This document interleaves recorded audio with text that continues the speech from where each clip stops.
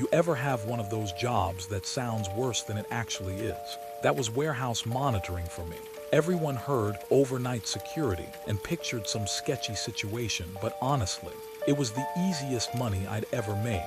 Omega Distribution ran a massive facility out in Elk Grove, 400,000 square feet of loading docks, storage aisles, and inventory nobody really cared about until Amazon needed it shipped. Day shift handled all the chaos. Night shift, that was just me, Marcus Chen, 24 years old, sitting in a climate-controlled office the size of a closet, watching 43 security cameras cycle through their feeds. The rules were simple. No one in the building after 10 p.m. All bay doors locked. If any camera flagged motion, I checked it, logged it, moved on. Most nights, the only movement was moths hitting the dock lights or the occasional rat setting off a sensor near the loading bays. I'd been doing it for 7 months. 7 months of podcasts, energy drinks, and absolutely nothing happening. Until camera 12 started acting weird. It was a Tuesday about 2 weeks ago when I first noticed it. Just past midnight, the motion alert popped up on my screen. Aisle 12, loading zone C. I clicked over to the feed, watched the playback. Nothing, just rows of industrial shelving stacked with pallets, the usual plastic sheeting hanging between sections to manage temperature zones. Everything still. I logged it as a false trigger and went back to my podcast. 20 minutes later, same camera, motion detected. I pulled up the feed again, scrubbed through the timestamp. Still nothing. Maybe a shadow from the overhead lights. We had those old fluorescents that sometimes flickered when they were about to die. Third time it happened, I actually got up and walked to the window of my office. I could see down into part of the warehouse from there, but aisle 12 was too far back, buried in the maze of inventory. Everything looked dead quiet. Probably the plastic sheets, I muttered, making a note to tell maintenance in the morning. The airflow from the HVAC system sometimes caught those sheets, made them billow and shift. Could be enough to trigger the motion sensors. I forgot about it by the next night. But camera 12 didn't forget about me. Thursday night, 3:17 a.m. motion alert, aisle 12. I wouldn't have even noticed the time if it hadn't happened again Friday night. Same camera, same exact time, 3:17 a.m. I pulled up the footage, went frame by frame. The camera feed showed the aisle, normal as ever, then this tiny flicker, like a glitch, barely half a second, and the feed reset. When it came back, everything looked the same. But something felt off. I couldn't put my finger on it at first, just this nagging sense that the angle was different, like the camera had moved slightly. I pulled up the archived footage from a week ago and compared it side by side with the current feed. The difference was subtle, but it was there. The camera was pointing lower, just a few degrees, but enough that I could see more of the floor and less of the upper shelving. Cameras don't just move on their own. They're mounted, locked in position. Maintenance would have had to physically adjust it. I made a note to ask them about it. Saturday morning, I caught Danny from maintenance before he clocked out. Hey, did anyone mess with camera 12 recently? Danny squinted at his clipboard. Camera 12, aisle 12, loading zone C. Yeah. Nah man, haven't touched those in months. Why? Angle looks different, lower than it used to be. He shrugged. Might have been the install crew when they did the new mounts last year. Those things are locked in tight though. Can't move without tools. Could it slip on its own? Not unless someone took a forklift to it, he laughed. You seeing ghosts or something? Something like that. That night, Saturday going into Sunday, I decided to pay closer attention. I set up the monitor so camera 12 was always visible in the top corner, even when I was cycling through other feeds. I wanted to catch whatever was triggering it in real time, not just see the aftermath. 3:17 a.m. rolled around. I was watching, staring right at the feed. The flicker happened so fast I almost missed it. The screen stuttered, went black for a fraction of a second, then came back. The motion alert dinged. But here's the thing, I was watching when it happened, and I saw something during that flicker, just for a single frame, barely long enough to register. A shape. Between the shelves, tall, vertical, too narrow to be a pallet, too still to be anything mechanical. My heart kicked up a notch. I rewound the footage, went frame by frame through the flicker. There, one frame, just one. A dark shape standing between the industrial shelving. It was hard to make out details. The image quality wasn't great, and the flicker made everything blurry, but it was definitely there, and it was definitely upright, person-shaped. I sat back trying to rationalize it. Maybe it was a shadow, maybe some inventory stacked weird, maybe the flicker itself caused some kind of visual artifact. But the longer I stared at that frozen frame, the less those explanations made sense. The shape was too defined, too deliberate. I grabbed my flashlight and my radio, even though there was no one to radio, and headed into the warehouse. The place was massive at night. During the day, with forklifts running and workers shouting and fluorescent lights buzzing, it felt busy and alive. At night, it felt like a cathedral, huge and empty and echoing with every footstep. I made my way to aisle 12, my flashlight cutting through the darkness. The overhead lights were motion activated in most sections, and they flickered on as I walked, casting long shadows between the shelving units. Aisle 12 was in the back corner. Near loading zone C, I swept my flashlight across the area, checking between pallets behind the plastic sheeting. Nothing. No one there. No evidence anyone had been there. Just boxes and inventory and silence. I looked up at camera 12, mounted about 15 feet up on the support beam. The angle was definitely lower than I remember. I could see the adjustment bracket. It looked secure, but the camera was pointing down more than it should be. I stood directly under it and waved my arms. Back in the office, that should have triggered motion. I waited, watching the camera. Nothing happened. No little red light indicating recording. No alert. What the hell? I muttered. I walked back to the office, half expecting to find the system had crashed. But no, everything was running fine. All cameras active, all feeds normal. Except camera 12 hadn't flagged my movement. I pulled up the footage from the last 5 minutes, watched myself walk into aisle 12, look around, wave at the camera. The footage showed the aisle, empty still. I wasn't in it. I rewound it, watched again, same thing. The timestamp matched, the feed was live, but I wasn't there. Like the camera was showing me a recording instead of a live feed. My hands started shaking. I checked the system settings. Everything showed camera 12 as active and live. No playback mode, no loop. It should have been showing me real-time footage. But it wasn't showing me. I left the office again, practically running this time. Got back to aisle 12 and looked up at the camera. I could see the tiny red recording light blinking. It was on. It was working. So why wasn't it showing me? Back in the office, I stared at the monitor. The feed showed the same empty aisle. No me, no movement. Unless it wasn't showing me what was happening now. Unless it was showing me what was happening then. I grabbed my phone and took a picture of the monitor, the timestamp visible in the corner, 3:34 a.m. Then I pulled up archived footage from last night, scrolled to 3:34 a.m. The image was identical. Exact same angle, same shadows, same everything. Camera 12 wasn't showing me a live feed. It was showing me yesterday's footage, on loop, which meant someone or something had access to the system, could manipulate it, and had been manipulating it for weeks. I thought about that shape I'd seen in the flicker, that single frame. What if the flicker wasn't a glitch? What if it was the only moment the real feed broke through? I made a decision, probably a stupid one, but I had to know. I went into the system settings and disabled the motion reset for camera 12. Usually, when motion stopped, the camera would reset its recording buffer and start fresh. But if I disabled that, it would just keep recording continuously, no interruptions, no flickers. I sat back and waited. The office felt too small suddenly, too quiet.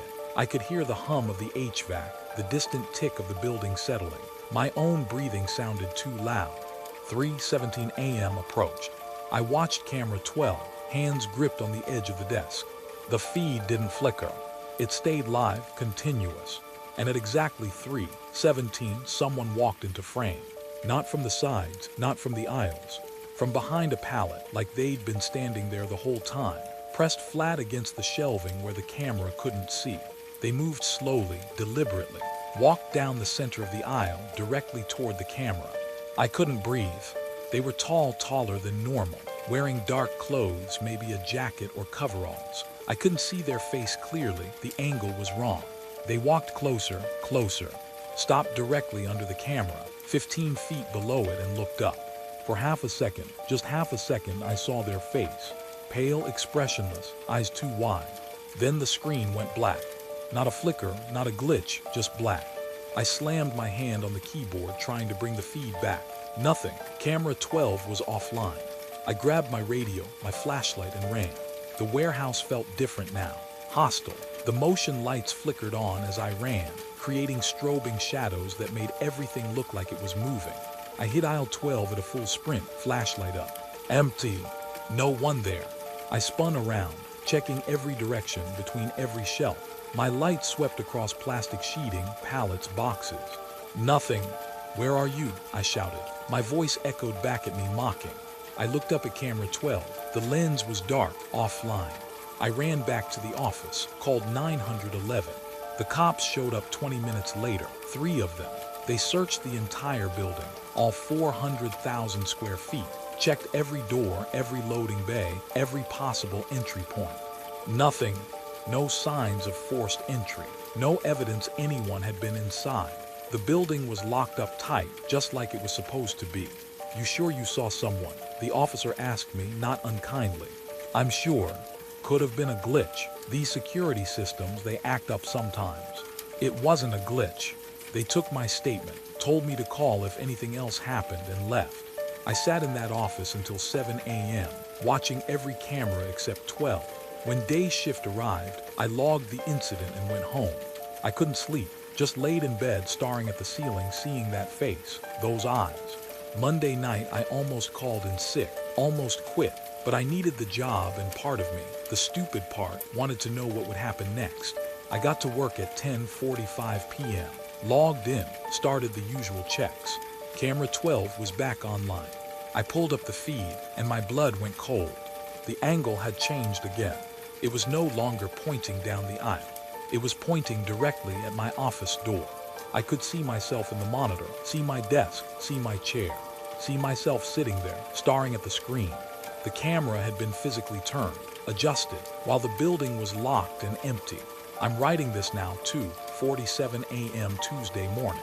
I've got 30 minutes until 3:17. Camera 12 is still pointed at my door. I disabled the motion, reset again. Whatever happens, I want to see it, want to know what's coming. Because here's what I've realized. For weeks, something's been in this building with me, adjusting cameras, watching feeds, learning the system. And every night at 3:17 a.m., it shows itself for just a moment, just long enough to let me know it's there. But tonight, the camera isn't pointed at an empty aisle. It's pointed at me. And I think tonight, it's done watching.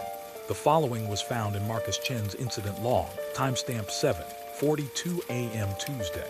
Day shift supervisor note. Marcus Chen did not respond to shift change calls. Office found empty. All security feeds functional except camera 12, which shows only static. Equipment analysis shows camera was manually repositioned sometime between 3:00-4:00 a.m. Building search conducted. No signs of Marcus Chen or any unauthorized persons. Employee's vehicle still in parking lot. Investigation ongoing. The gas station that should have been closed.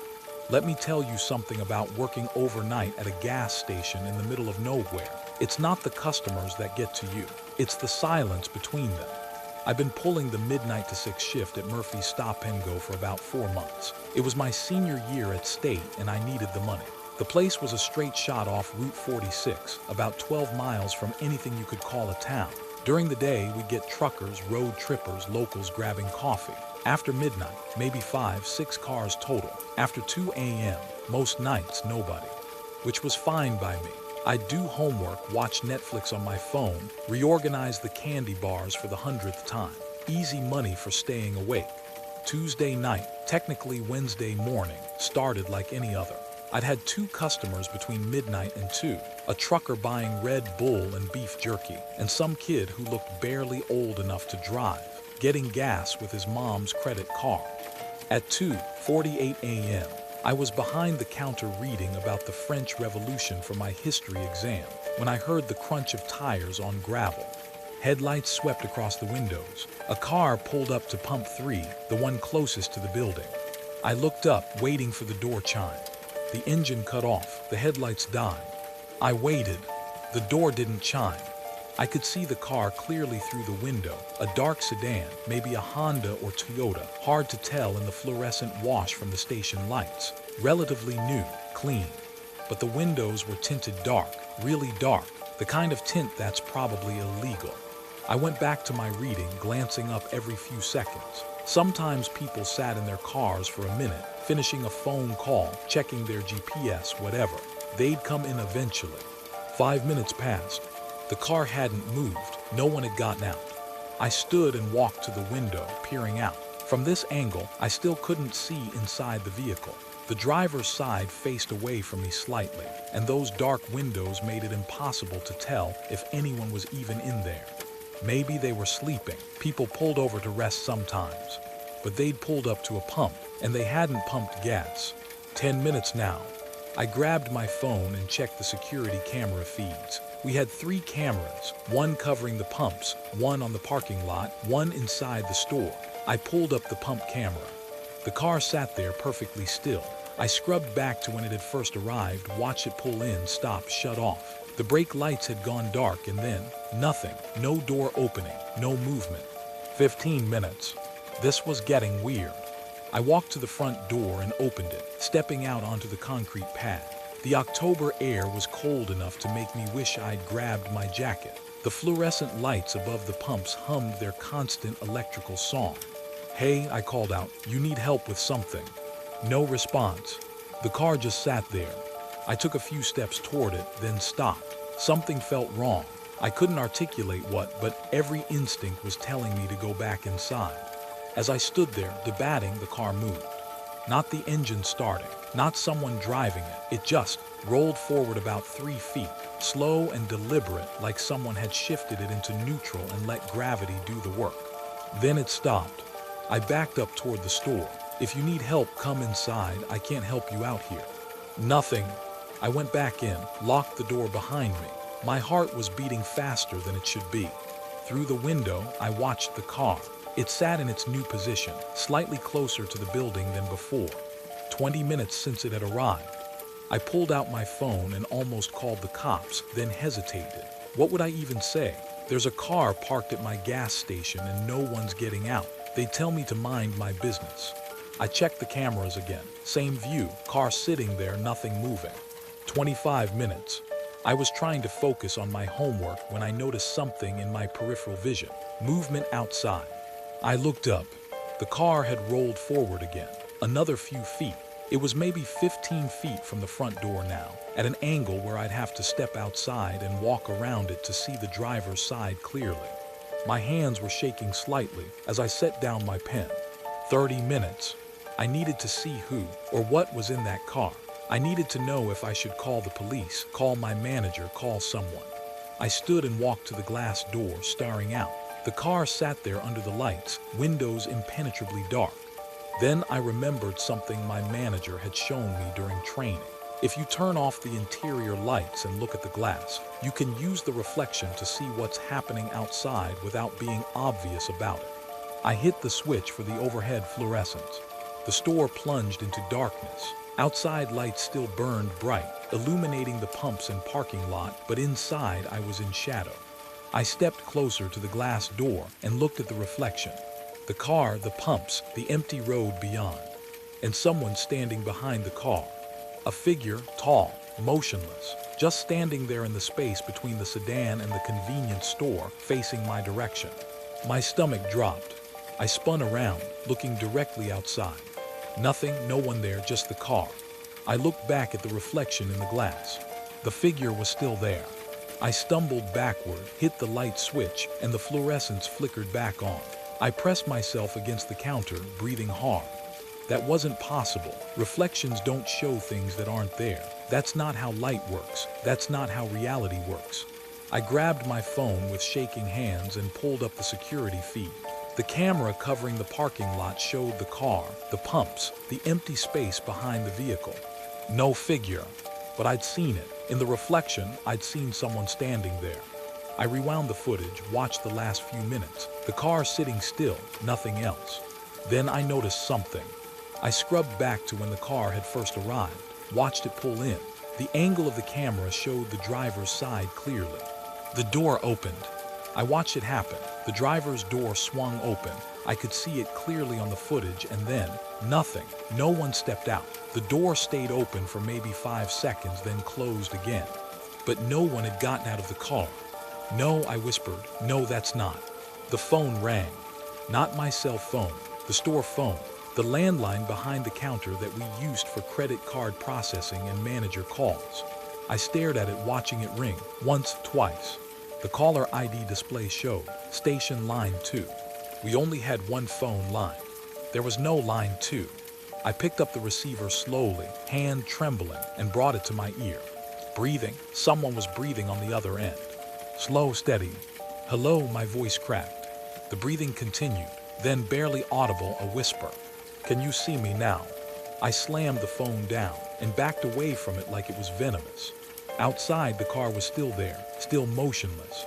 I grabbed my cell and dialed 911, fingers fumbling on the screen. 911, what's your emergency? I'm at Murphy's Stop and Go on Route 46. There's someone here, a car. I don't know, something's wrong. Are you in immediate danger? I don't know. There's a car that's been parked here for half an hour and someone called me on a phone line that doesn't exist and I stopped, realizing how insane I sounded. Sir, I'm sending a unit to your location. Can you stay on the line? Yes, please hurry. I kept the dispatcher on the phone watching the car. She asked me questions. What did the car look like? Did I see a weapon? Was I safe inside? And I answered mechanically, but my eyes never left that dark sedan. 18 minutes. That's how long it took for the police to arrive. I saw the lights first, blue and red flashing down Route 46. The cruiser pulled into the parking lot, and I'd never been so relieved to see anyone in my life. 2 officers got out. I unlocked the door and practically fell outside. It's that car, I said, pointing. It's been there for almost an hour, someone's. I stopped. The car was gone. The parking lot was empty, just the police cruiser under the fluorescent lights. What car? The older officer asked. It was right there, at pump 3. I've been watching it this whole time. They exchanged a look. The younger cop walked over to the pump, looking around. There's no car here, sir. I know. It was here 30 seconds ago. Check the cameras. We went inside. I pulled up the security footage with shaking hands, scrubbed back to 2:48 a.m. The car pulling in, clear as day, I showed them. Okay, the older officer said. So a car was here. When did it leave? I don't know. It was here when you pulled up, I swear. We watched the footage forward, the car sitting there, me on the phone with 911, the police cruiser pulling in. And the car was still there in the footage, still parked at pump 3, never moving, never leaving. That doesn't make sense, I said. The car's right there in the video, but it's not in the lot. The younger cop went outside to check again, came back shaking his head. We kept watching the footage, me walking outside to talk to the officers, pointing at pump 3. In the video, I was pointing at the car, gesturing at it, walking toward it. But in reality, I'd been pointing at an empty parking lot. The older officer paused the footage. Son, have you taken anything tonight? Any substances? What? No, I'm telling you there was a car. The video shows a car, but there's no car in the lot now. And in this footage, you're talking to it, walking around it, like you're having a conversation. I looked at the screen. He was right. In the footage, I was standing next to the car that I'd never approached, the car I'd been too scared to walk up to, and I appeared to be talking. My mouth was moving. I was gesturing. But I didn't remember doing that. I remembered standing inside, watching through the window. I remembered seeing the figure in the reflection. I remembered the phone call. I didn't remember going outside. I want to see the rest, I said quietly. We watched. In the footage, I walked back inside, picked up the store phone, held it to my ear, nodding like I was having a conversation. The timestamp showed the exact moment the phone had rung. But on camera, the phone never rang. I just picked it up and started talking. Maybe you should sit down, the younger officer said, not unkindly. They stayed with me until my manager arrived at 6:15 a.m. I gave them my statement, left out the parts that made me sound completely insane, and they filed a report for suspicious activity. My manager, Derek, looked at the footage after the cops left. Jesus, Liam, he said, You were walking around out there talking to yourself for 20 minutes. You feeling okay? There was a car, I insisted. I can see the car in the video, but it's never there when the camera angle changes. It's only visible from one camera, and you're the only one who interacted with it. He sent me home, told me to take a few days off, get some rest. I've watched the footage probably 100 times now, and Derek was right. The car only shows up on the pump camera. When the angle switches to the parking lot camera or the interior camera, it's not there. But I'm not crazy. I know what I saw, I know what I heard. And I know one more thing that I didn't tell the cops or Derek, because I only noticed it when I watched the footage again at home. There's a moment, right before I walk outside in the video, where I'm standing at the counter looking at my phone. The camera has a clear view of the front door. In the reflection of the glass door, you can see someone standing outside. The same figure I saw standing behind the car, tall, motionless, facing the store. But when the camera angle shows the actual parking lot, there's nothing there. Just like before. The thing is, reflections don't lie. They can't. They're just light bouncing back. So either something was standing outside that only existed in reflected light, or the cameras were showing me what I wanted to see, and the reflection was showing me what was really there. I don't work at Murphy's anymore. I quit the next day. But sometimes, late at night, I think about that car, about the phone call, about the figure that only existed in glass.